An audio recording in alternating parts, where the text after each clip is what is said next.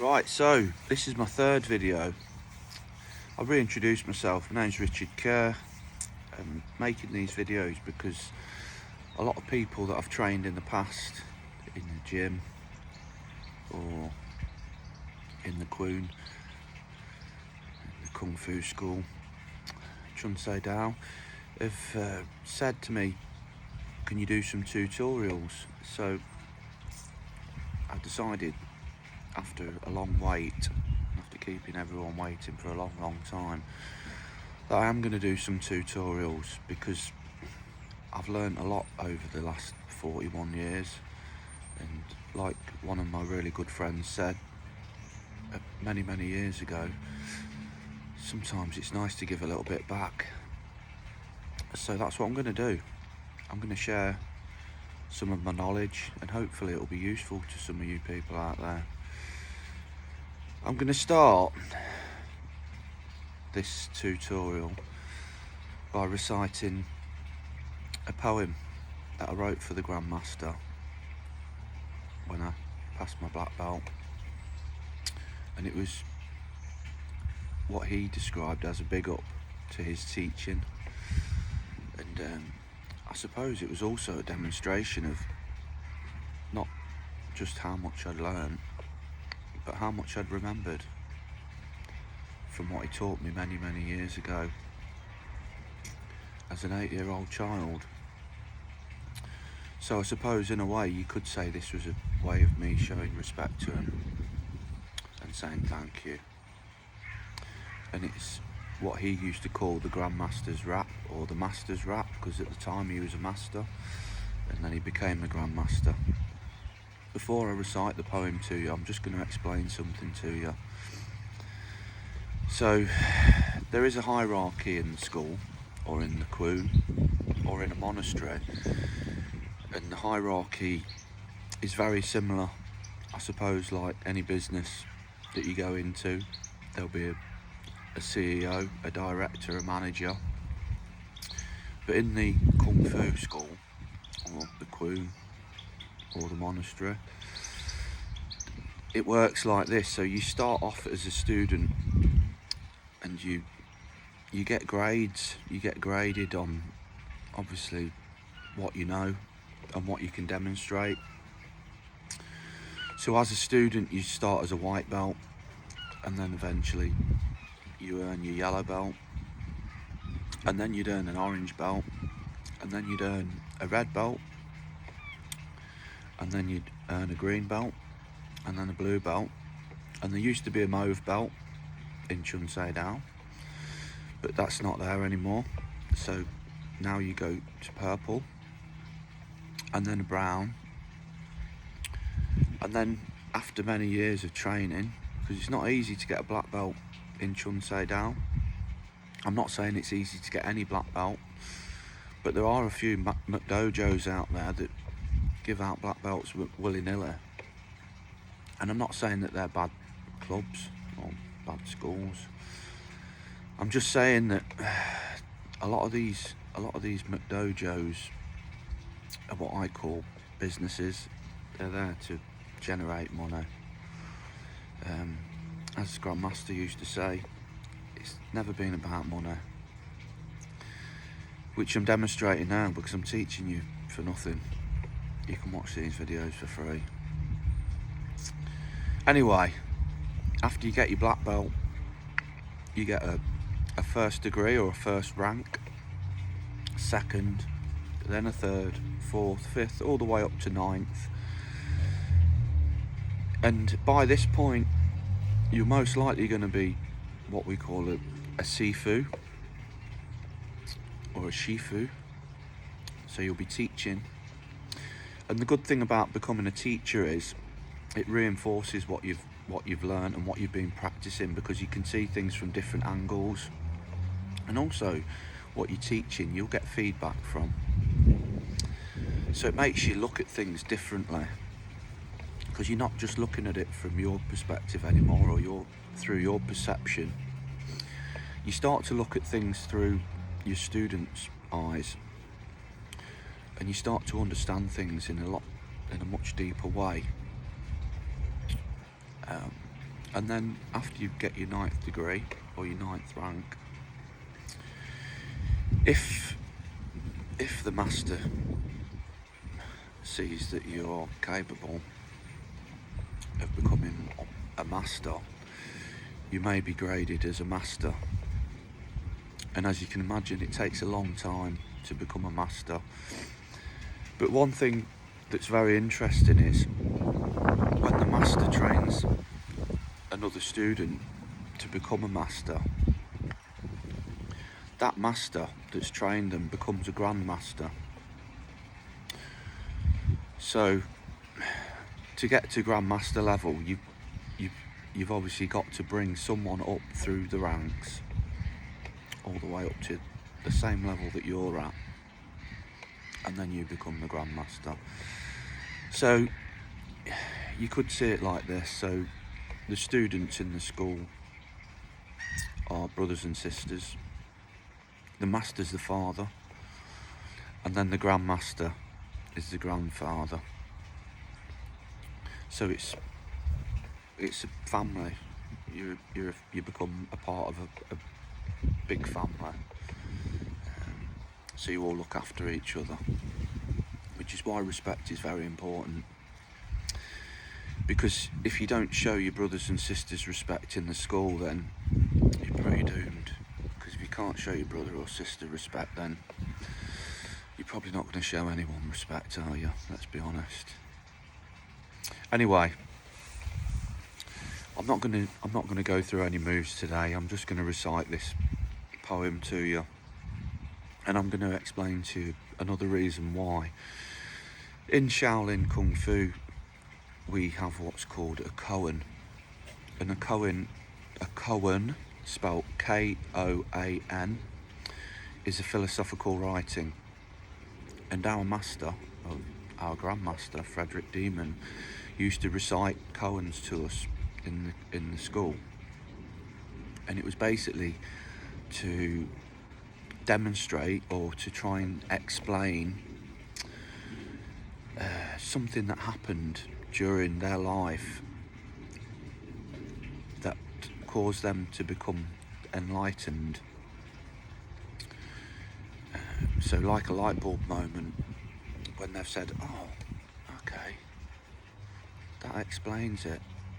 And it's something that's happened to them that's explained something that's important in their learning, in their development, and their growth as a human being. Obviously everyone's an individual, so what's important to one person might not be important to another.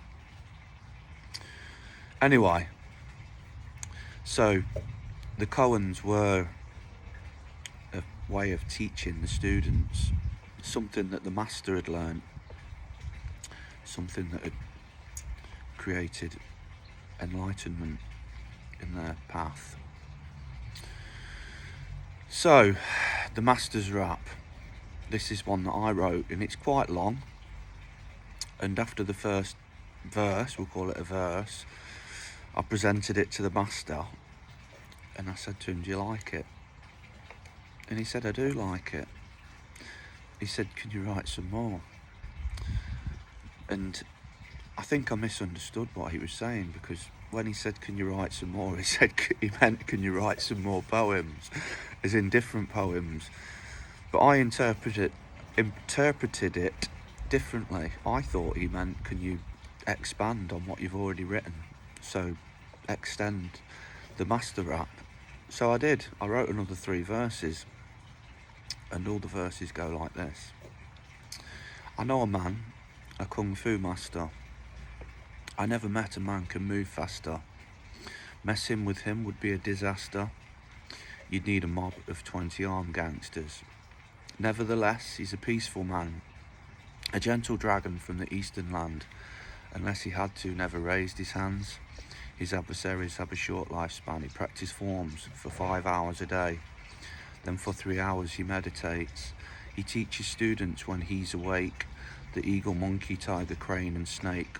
Also a master of plum flower fist, 5 animals drunken and the praying mantis. Dragon style is a favourite of his. He's also mastered Iron Shirt and Fist. Raised by a master in a monastery, he practiced Kung Fu from the age of 3. He was a world champion at the age of 16. His nickname became the Master's Killing Machine. The Master's road was always clear. He was well respected but never feared. He had no enemies now or throughout his life. The Master always treated like with like.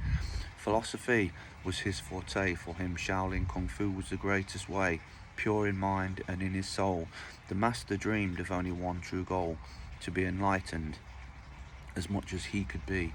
Nirvana was my friend and Master's destiny. His legend and knowledge will carry on, so his spirit still lives when he is gone. That's the first verse. The second verse. A real person just like you and me, but his pureness was the real key. His religion made him a stronger man. One day he came up with the master plan. He opened up his own monastery. I am his student, my name is Tricky Dicky. I was bullied when I was at school, so when he taught me Kung Fu, I didn't act the fool. Traditional styles of Northern Kung Fu is what he taught, and he always knew who to teach and who not to. And if you acted stupid, out the door with you. We were taught the old school way.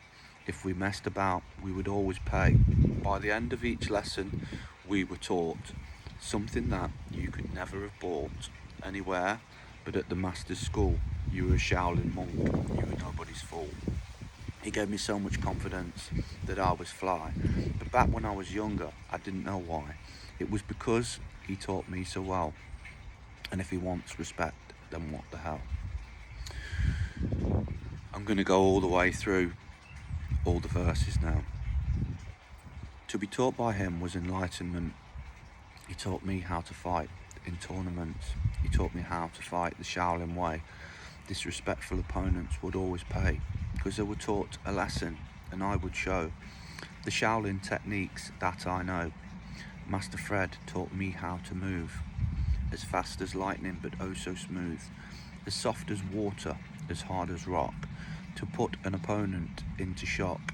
With the master there with me, I felt like I was fighting, but so was he.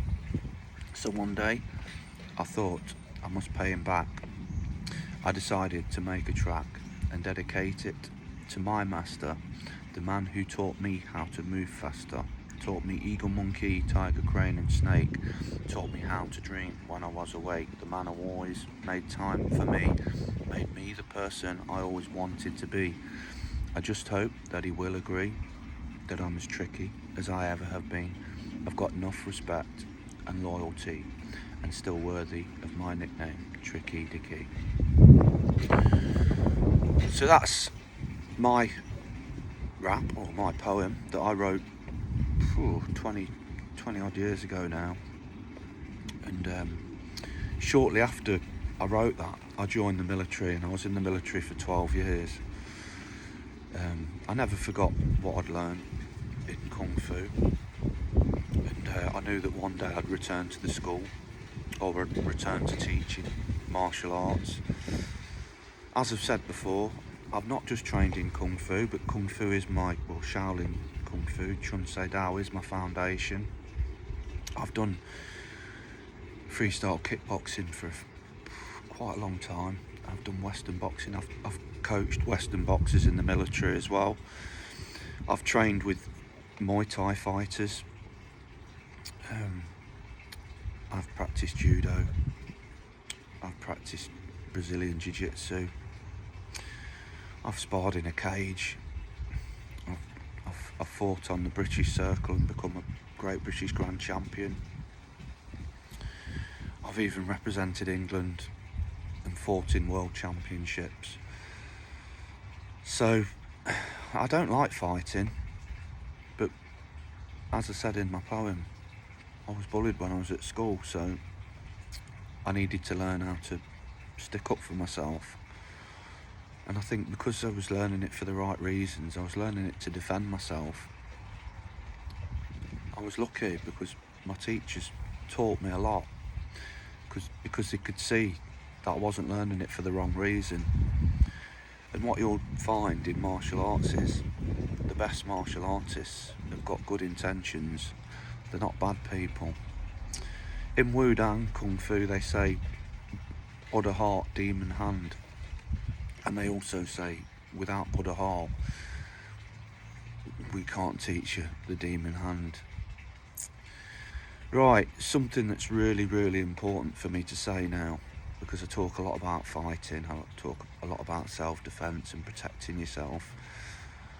Part of Shaolin, or traditional Shaolin Kung Fu and Wudang Kung Fu, is not just learning the killing art, the art that they developed for people going to war. They also teach the healing as well.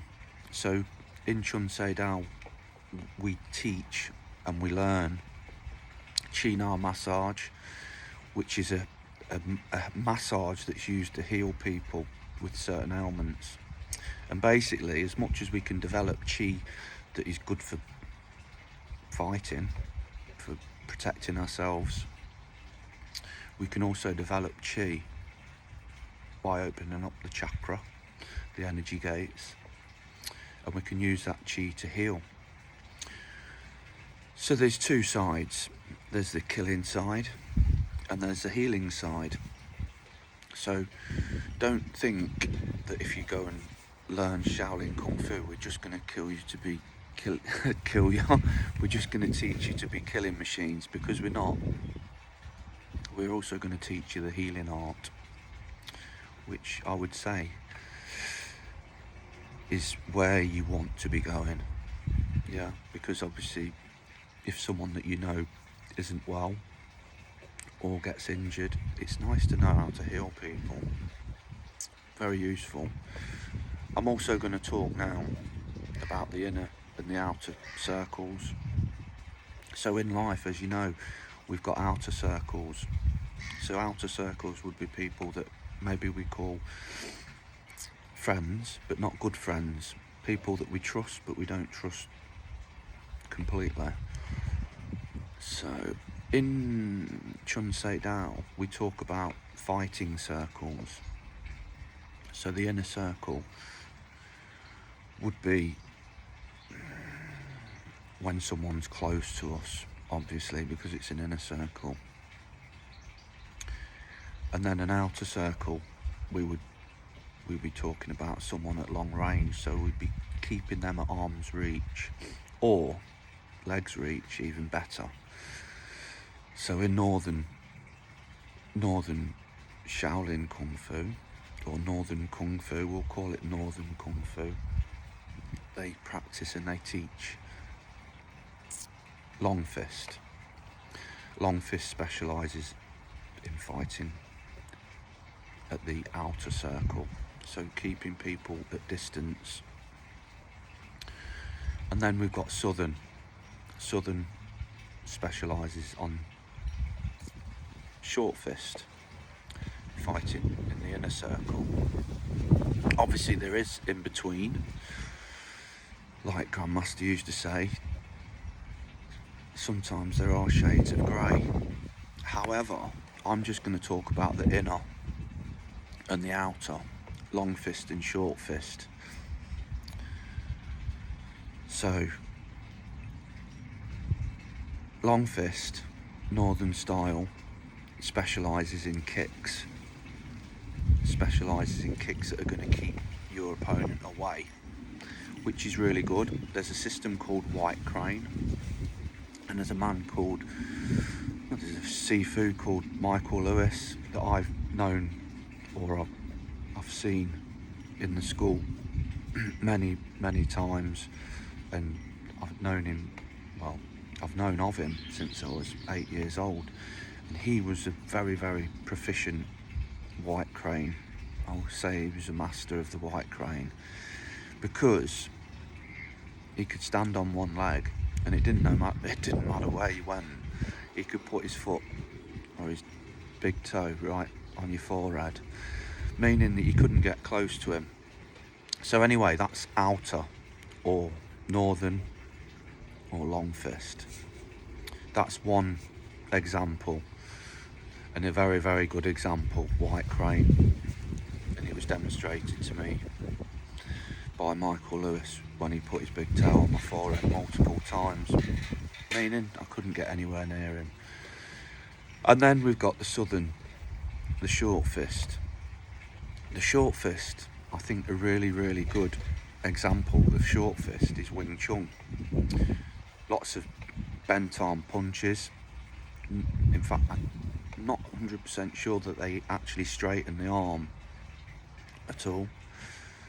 Everything is with a bent arm. So very similar to in Western boxing, we'd throw an uppercut with a bent arm punch, or a hook with a bent arm. You could argue that they're short fist techniques. Same in Wing Chun. They don't really kick above the waist. They kick low. They tend to kick low because, again, their main focus is on the inner circle. So they're very effective on the inside when someone gets close. And the main reason for Wing Chun focusing on this is because, I'll give you a little bit of history. I believe Wing Chun was the name of a nun. And what was happening is when the nuns were going off to not practice kung fu, practice being nuns, they were getting attacked on the way to work, call it work. And Wing Chun decided that she wanted to develop a fighting system that was going to help the nuns to protect themselves against the heathens that were attacking them on the way to work. So she developed Wing Chun, and it's basically, it's got really, really good history, because this was what Bruce Lee learned. He learned this from Ip Man. And people think that Ip Man created Wing Chun, but he didn't. It went way, way, way, way back. But he became a master of it, and he then became Bruce Lee's teacher. And to me, Bruce Lee is one of the most famous martial artists, not just today, but in history of martial arts. And arguably the reason why a lot of people get interested in martial arts, because they see the movies and they've seen him being interviewed, and he knew his stuff. But like I say, his foundation was Wing Chun, and it wasn't for a long time. Well, it was for a long time that he predominantly used Wing Chun in his movies, and then one day he met a man called Chuck Norris who taught him how to do high kicks, because before that he met Chuck Norris, he wasn't interested in high kicks, but Chuck Norris was a world champion kickboxer, or heavyweight karate world champion, and he specialised in kicking people in the head, and he was very good at it. And Bruce Lee respected him, as a lot of martial arts do, or did, and still do today. So I just thought I'd talk about inner circles and outer circles. Obviously, we start from the outer circle, we work to the inner circle, and then we might get taken to the ground, which is why the grappling systems are very useful. So you've got your Brazilian Jiu-Jitsu, your traditional Jiu-Jitsu, and then wrestling, things like wrestling and judo, very, very useful if someone grabs hold of you. And also Muay Thai, I always talk about Muay Thai. It's so, so good. It's so good if someone grabs hold of you, because they teach you how to knee and elbow, and they also teach you how to throw people on the floor. And low kicks in Muay Thai are so effective. I don't know if any of you have ever been kicked by someone who does Muay Thai in the leg. It's like being hit by a baseball bat. Someone who's good at Muay Thai, if they kick you in the leg, they can incapacitate you with one kick if your legs aren't conditioned. So I will always talk about Muay Thai or Thai boxing. It's the same thing. Muay Thai and Thai boxing, it's just a different name for the same discipline. But I'll always talk about that because of how effective it is on the inner circle, because they teach you how to fight in the clinch, a bit like dirty boxing in the UFC. They teach you how to grab and punch, which is really good if you've got someone that's good at moving. Sometimes the only thing you can do is just grab hold of them, because you're going to waste a lot of energy trying to chase after them. So sometimes you have to close the distance and just get hold of them. I wasn't a cage fighter. I was taught animal fighting systems in Kung Fu, like Shaolin Kung Fu. But cage fighting to me is good. I mean, it's good, it's a sport though. Remember, it's a sport. It's about as close to real fighting as you'll get as a sport, because obviously there's not a lot of rules. You can kick, you can punch, you can elbow, you can knee. At one point you could even headbutt and punch people in the nuts, which I don't condone. I don't think that's a good idea to go around doing that to people. But if you watch the first UFC tournaments, because there used to be tournaments where they'd have multiple fights, they were brutal. They were absolutely brutal. And I imagine that the next day after they fought in them tournaments, a lot of them had to go to hospital. And I know a lot of fighters do. A lot of professional fighters do have to go to hospital, but I'm going to guess that all the UFC fighters in the first 5 went to hospital. Even if they won the fight, they'd probably still have to go to hospital because of injuries. I'm going to say I do like the UFC. I do like the cage fighting. I do like watching it. And I'm not against it. But I think if you put people in a cage, what you're saying about them is they're an animal. And you're encouraging them to fight like an animal. And someone's going to get seriously hurt. And they get paid decent money. But if you want to get paid decent money as a fighter, arguably you'd be better off being a professional boxer. Because it's not good for you getting punched in the head, but I'm sure it's a lot better than getting kicked in the head repeatedly. And then when you're on the floor, at least in boxing, they give you a count. You've not got someone punching you in the face while you're lying on the floor knocked out, which is not really very honourable, and it's mixed martial arts. So if someone's knocked out on the floor and you're punching them in the face while they're unconscious, I'd say it's probably the most dishonourable thing you're ever going to do in your life. It's not nice. But there are great UFC fighters out there. There are great cage fighters out there. There's some amazing MMA fighters out there. And one that stands out in my mind is Michael Venom Page. Absolutely phenomenal fighter. Massive respect to him for what he's achieved, and he's still going now. He was actually fighting in freestyle kickboxing tournaments when I first started fighting, and he started fighting when he was 14 years old against adults. He was obviously fighting before that, but the first time I ever saw him fight was on the mats I was fighting on, and I was 21 or 22. I might have even been 23 or 24. I can't remember. It was a long time ago. He was 14 years old, and he did very well against adults. So needless to say, he's gone on to be a phenomenal professional fighter. So big up to Michael Venom Page. Massive respect to what you're doing now, because he looks amazing. If you watch him in the cage, he still dances around like he's in a freestyle kickboxing tournament, but he can do everything else. He's a very, very well-rounded fighter. He can take you down. He can knee. I've seen him knee someone in the forehead and actually fracture the skull. Nasty move, but I've never seen anyone do it before, but he did it with such force that he actually made a hole in their skull.